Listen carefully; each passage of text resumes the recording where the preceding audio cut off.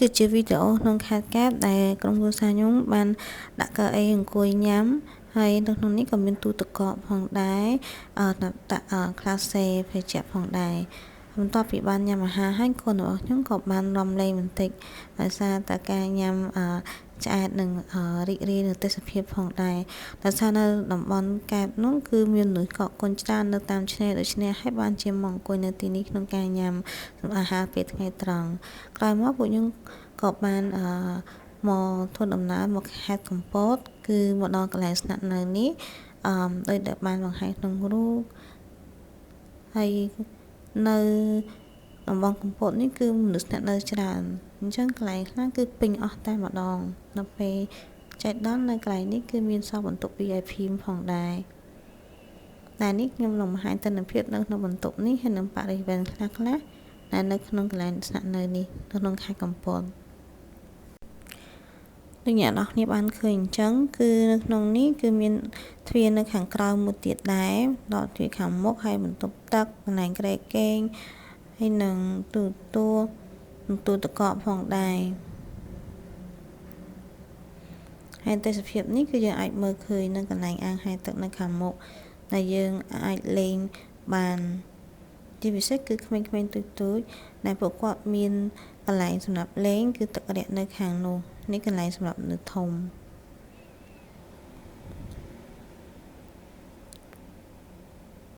ហើយចំពោះកន្លែងនេះផងដែរគឺនៅពេលយប់អ្នកទាំងអស់គ្នាអាចចង់អង្គុយញ៉ាំអីនៅកន្លែងឆ្នេរសមុទ្រពួកឯងនៅទុំមុខហ្នឹងគឺមានឆ្នេរសមុទ្រតែម្ដងអញ្ចឹងនៅកន្លែងហ្នឹងគឺគេនឹងឲ្យមានតុកៅអីក៏ដូចជាចានសាហ្វ្រាហើយនឹងក្តារជក់មាត់ផងដែរសម្រាប់ឲ្យអ្នកស្នាក់នៅបានអង្គុយលេងនិងញ៉ាំអាហារជុំគ្នាផងដែរក្រោយមកពួកខ្ញុំក៏បានធ្វើដំណើរមកដល់ប្រហែលជាកន្លែងនេះកណ្ដាលក្រុងនៃកំពតគឺមានកន្លែងសេះសមុទ្របាញ់ទឹកនេះដោយសារកន្លែងនេះគឺមានមនុស្សច្រើនមកលេងផងដែរ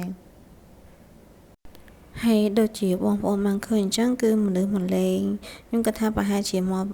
ពីភ្នំពេញមួយក៏បណ្ដាខេត្តផ្សេងៗផងដែរមួយក៏អ្នកនៅខេត្តនេះផងហើយបន្ទាប់មកក៏ពួកខ្ញុំបាននាំគ្នាមកមើលទឹករាំតាមភ្លេងនេះផងដែរចំពោះទឹករាំតាមភ្លេងនេះគឺគេមានចាក់ជាបទចម្រៀងរាំតាមភ្លេងអញ្ចឹងទៅហើយទឹករាំតាមភ្លេងនេះគឺមានម៉ោងគេក្នុងការបញ្ចាំងផងដែរមួយក៏ការបង្ហាញដូចជាពេលនោះគឺខ្ញុំទៅដល់ប្រហែលជាម៉ោង7ជាដើមអីហ្នឹងគឺចាប់ផ្ដើមបញ្ចាំងនៅទឹករាំតាមភ្លេងនេះហើយអញ្ចឹងនេះគឺជាការបង្ហាញមួយទៀតដែលបន្ថែមនៅសោភ័ណភាពនៅក្នុងក្រុងផងដែរដែលបង្កើននៅភ្ញៀវទេសចរឲ្យមើលទៅមានការទាក់ទាញផងដែរចឹងអ្នកនរគ្នាអាចអញ្ជើញទស្សនានៅទឹករាំតាមភ្លេងនេះជាមួយខ្ញុំទាំងអស់គ្នាស្របពេលនោះខ្ញុំក៏បានឃើញថានៅក្នុងខេត្តកំពតនេះគឺមានកន្លែងលក់ធីរ៉ាមីស៊ុមួយឆ្ងាញ់អញ្ចឹងខ្ញុំបន្ទាប់ពីបានមើលទឹករាំតាមភ្លេងនេះហើយក៏បានធ្វើដំណើរទៅរកកន្លែងទិញនោះប៉ុន្តែគឺគេថាលក់អស់ទៅហើយពិតជាសោកស្ដាយមែនតើដែលបានភ្លក់ធីរ៉ាមីស៊ុនៅទីនោះហើយខ្ញុំក៏អត់បានបង្ហាញក្នុងវីដេអូនេះដែរដោយសារតែកន្លែងនោះអត់សូវមានកន្លែងចតអញ្ចឹងទៅប្រញាប់ចុះហើយសួរគេហើយក៏បានឡើងរថយន្តដើម្បីធ្វើដំណើរចេញដើម្បីកុំឲ្យយើងបាំងអ្នកធ្វើដំណើរមួយក៏កន្លែងគេទៅចុះចតថែមទៀតនេះគឺជាស្ថិរភាពពេលព្រឹកឡើងនៅក្នុងកន្លែងដែលនេះខ្ញុំស្នាក់នៅផងដែរក្រោកឡើងបានសូវយកបរិយាកាសថ្មីមួយទៀតហើយដោយសារតែម្សិលមិញក៏បានអង្គុយញ៉ាំអីជជុំគ្រួសារនៅខាងមុខឆ្នេរនោះផងដែរតែនៅទំមុខនឹងកន្លែងដែលស្នាក់នៅនេះហើយនេះគឺជាទិដ្ឋភាពនៅពេលព្រឹកដែលរៀងស្ងប់ស្ងាត់ហើយមុនពេលដែលធ្វើដំណើរទៅក្រុងភ្នំពេញពួកខ្ញុំក៏បានមកសាកនៅបាយប៊ីនៅក្នុងខេត្តកំពតនេះផងដែរតែដូចបង្ហាញនៅក្នុងវីដេអូនេះដូច្នេះហើយពួកខ្ញុំក៏បានធ្វើដំណើរទៅដល់កន្លែងមួយទៀតគឺកាហ្វេជ្រលងភ្នំដែលនៅទីនោះយើងអាចក្រេបរសជាតិកាហ្វេ ជាមួយក្លិនធម្មជាតិគឺតម្រូវឲ្យមានការទិញសម្បត្តិចូលដែលយើងអាចដូរសម្បត្តិនោះយកជាភេសជ្ជៈបានផងដែរតែទីតាំងកាហ្វេចលងភ្នំនេះគឺស្ថិតនៅទឹកឈូកំពតហួសដងទេប្រហែល100ម៉ែត្របត់ឡើងតាមខ្លោងទ្វារវត្តគិរីឱសថទឹកជុកដែលនៅខាងឆ្វេងនេះគឺជាទិដ្ឋភាពនៅជុំវិញកន្លែងកាហ្វេដែលបង្ហាញហើយនេះគឺជាកន្លែងដែលយើងអាចដូរបានដែលយើងទិញហើយនៅក្នុងនេះឃើញគេមានលក់គោឡើងភ្នំផងស៊ុបស៊ីឈ័ន់ផងហើយមានដាំដំបងរយៈទូចរុក្ខជាតិទូចមើលទៅគួរឲ្យស្រឡាញ់និងចាប់ចិត្តហើយនេះក្លូបដែលគេបានតាំងនៅទីនោះសម្រាប់ក្នុងការមើលហើយនឹងបង្ហាញទៅដល់ភ្ញៀវនៅទីនោះក៏ដូចជាមានស្ពឺផងដែរបន្តមកទៀតខ្ញុំក៏បានដំណើរដើរមើលបន្ថែមទៀតនៅលើចលងភ្នំកាហ្វេនេះផងដែរ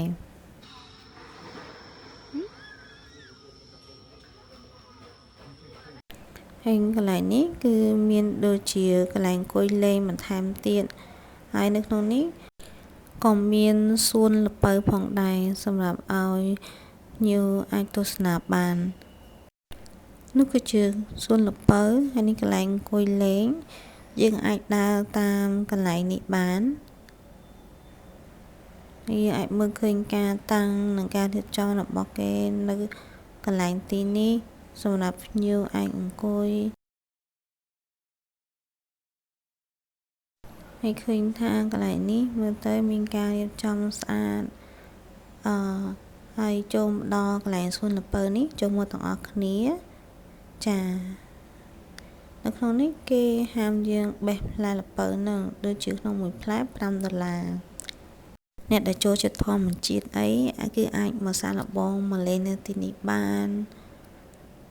ហើយកន្លែងនេះគឺដូចជាលើភ្នំអញ្ចឹងគឺមានថ្នាក់ជានៅកន្លែងនេះហើយយើងអាចចុះមួយជាន់ទៀតជាដើមអញ្ចឹងបន្ទាប់ពីមើលនៅសួនល្ពៅនេះហើយខ្ញុំក៏បានចុះទៅមើលបន្តទៀតដូចជាបានបង្ហាញនេះពេលដែលចុះគឺរៀងលក្ខណៈរៀងទេដូចជាភ្នំអញ្ចឹងយើងពេលដែលចុះក៏យើងទៅប្រយ័ត្នប្រយែងបន្តិចផងដែរហើយនេះគឺជាទេសភាពមួយបែបទៀតគឺនៅពេលដែលយើងចុះទៅដល់គឺមានកន្លែងសម្រាប់អង្គុយញ៉ាំផងដែរហើយយើងអាចមើលឃើញទេសភាពនៅខាងក្រោមបានចាអញ្ចឹងពេលដែលយើងមើលនេះគឺឃើញថានឹងមានកន្លែងក្នុងការចុះមកតង់ទៀតដោយតែបានឃើញហើយគេធ្វើលក្ខណៈមានទេសភាពក៏ដូចជាកន្លែងក្នុងការឈរមើលអីជាដើមនៅខាងក្រោមនេះ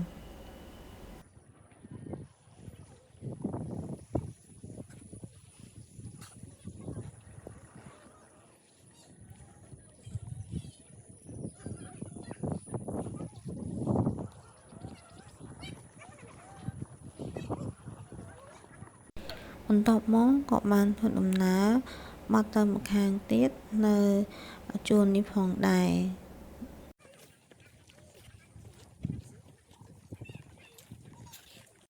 ហើយនេះគឺជាកន្លែងដែលយើងអាចថតរូបនិងមើលទេសភាពបានផងដែរ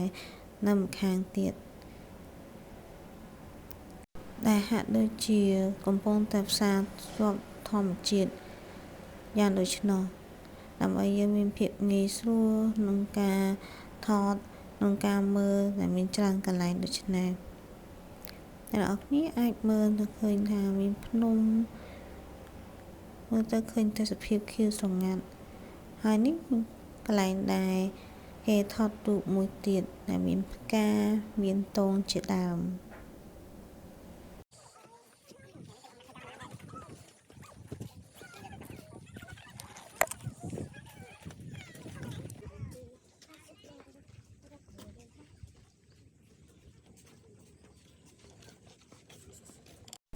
បន្ទាប់ពីបានមើលហើយពួកខ្ញុំក៏បាននាំនាងទៅដំណើរតបឡើងទៅខាងលើវិញក្រោយមកពួកខ្ញុំក៏បានត្រឡប់ក្រោយគឺឡើងទៅលើភ្នំវិញហើយការឡើងនេះគឺដូចជាយើងហាត់ប្រាណអញ្ចឹងដូចជាឡើងលើភ្នំហើយបន្ទាប់មក ខ្ញុំក៏បានទិញទុរេនទឹកឈូនដែលមានរសជាតិឆ្ងាញ់ក៏ដូចជាសាកនៅសាវម៉ាផងដែរគឺឆ្ងាញ់សូមអរគុណអ្នកនរគ្នាដែលបានមើលវីដេអូតាំងពីដើមដល់ចប់ជួបនៅវីដេអូក្រោយទៀត